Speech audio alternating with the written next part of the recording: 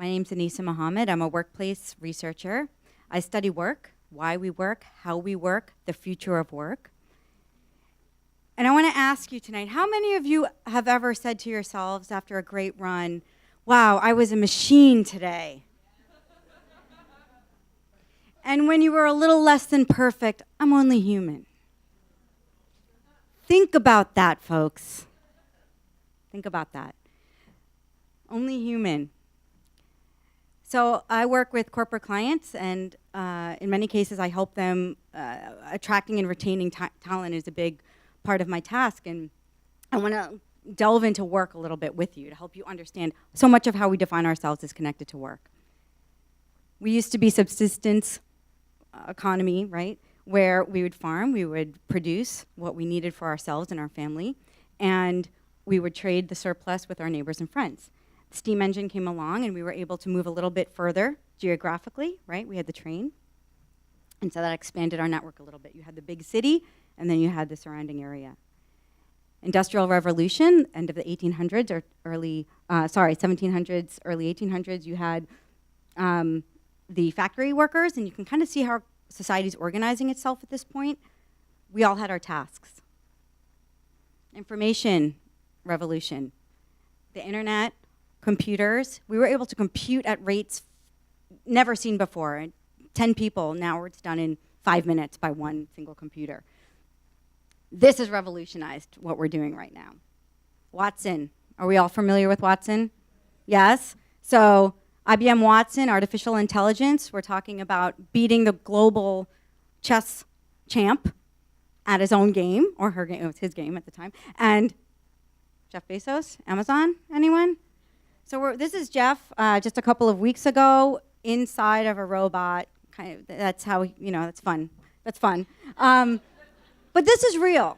Automation and machines are really able to do a lot of the physical work and mass production that we used to pride ourselves in. And we have a real question that we ask ourselves as human beings. What is it we were put here to do? Is it to compete with machines? Because let me tell you right now, we're not competing with them, folks. They've got it.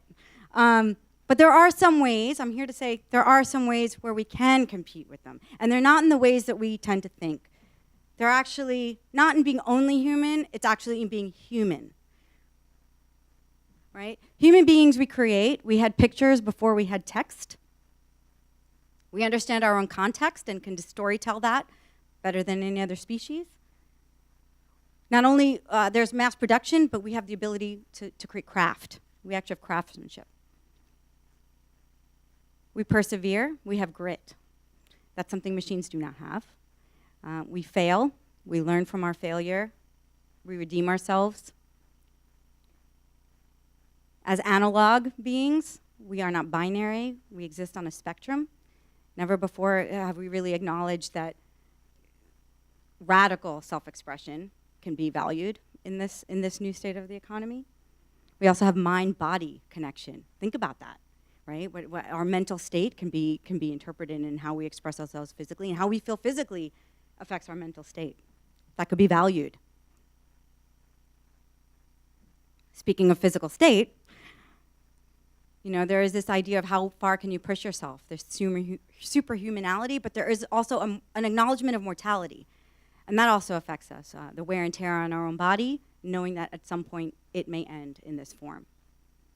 As such, we as humans, we care, we love, we have authentic connection to other beings. An authentic connection to other beings, that's how we create community. And when you create community, that's how you create social movements. And when you create social movements, you shape culture.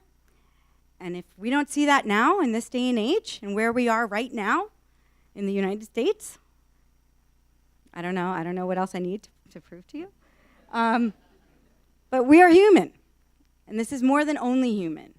We are human, and we have, with my clients, what I'm seeing in the change, we're looking for talent between productive, efficient, fast, accurate. What I've seen is a shift, creative, original problem solvers, innovators, entrepreneurial. Those are the human skills. So when you're feeling kind of sad that you can't build a macro, think about the idea that humanity is is valued, and it will be increasingly more valued if we demand it to be so. Thank you very much.